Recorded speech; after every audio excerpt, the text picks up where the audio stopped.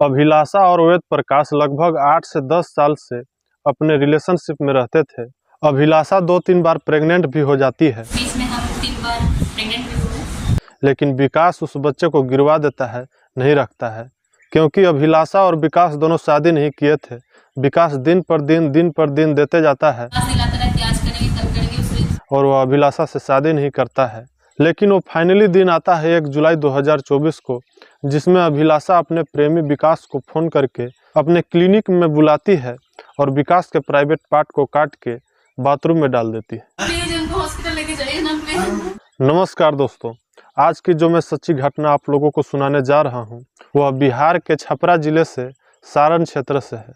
दोस्तों, लड़के का नाम विकास होता है जो पार्षद होता है, जिसका उम्र लगभग 34 से 35 वर्ष के बीच होता है।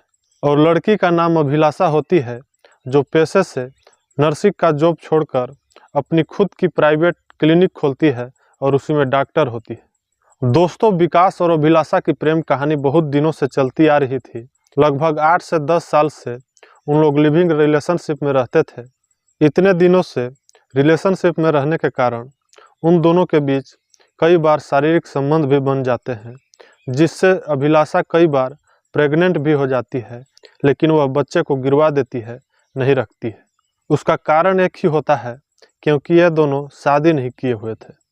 कभी अभिलाषा अपने घर में अपने माता पिता से सलाह मशवरा लेता कि हमें विकास से शादी करना है, तो घर वाले उसे डांटते फटकारते, तो घर वाले उसे शादी करने के लिए राजी नहीं होते हैं। लेकिन अभिलाषा अपने घर वालों के बिना मर्जी के विकास से शादी करने को तैयार रहती है, लेकिन विकास दिन पर दिन देते जाता है और वह शादी करने के लिए राजी नहीं होता है। दोस्तों, विकास कई बार अभिलाषा को यह डेट बताता है कि हम उस तारीख को शादी कर ही लेंगे, लेकिन उसे भी फेल कर देता है। ऐसे लगातार चलते रहता है और फाइनली वो दिन आता है 1 जुलाई 2024 को, जिसमें विकास अभिलाषा को डेट दिया था कि हम उस दिन कोर्ट मैरिज कर लेंगे, शादी कर लेंगे।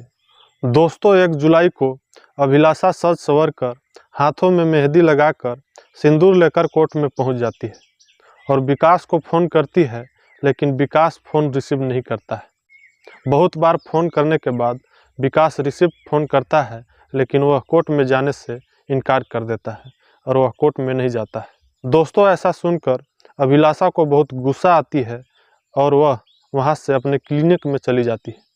फिर अभिलाषा अपने प्राइवेट क्लिनिक में आकर फिर से विकास के पास फ़ोन करती है और मिलने के लिए बुलाती है। फिर विकास जो है मिलने के नाम पर अभिलाषा के क्लिनिक पर पहुंच जाता है। दोस्तों, विकास को कुछ भी पता नहीं होता है कि आज हमारे साथ क्या होने वाला है। फिर अभिलाषा और विकास दोनों मिलकर बैठते हैं और बातें करते हैं। अभिलाषा विकास को पूरी तरह से मनाने का कोशिश करती है, लेकिन विकास नहीं मानता है। दोस्तों, फिर क्या था, विकास सो रहा था और चुपके से अभिलाषा विकास को बेहोशी का इंजेक्शन लगा देती है, जिससे विकास बेहोश हो जाता है। और अभिलाषा के मन में ऐसा शातिर आइडिया आता है कि अभिलाषा किसी धारदार हथियार से अपने प्रेमी विकास का प्राइवेट पार्ट को काट देती है और जाकर बाथरूम में डाल देती है। फिर विकास को जब होश आता है तो यह देखकर हैरान हो जाता है और दर्द के मारे कराहने लगता है।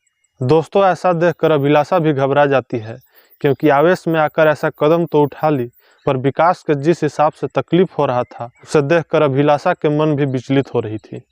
फिर विकास के ऐसे चीखने और चिल्लाने का आवाज़ मोहल्ले में सुनाई देता है, जिससे मोहल्ले भर के लोग जमा हो जाते हैं और ऐसा मंजर देखकर सभी लोग चौंक जाते हैं, परेशान हो जाते हैं।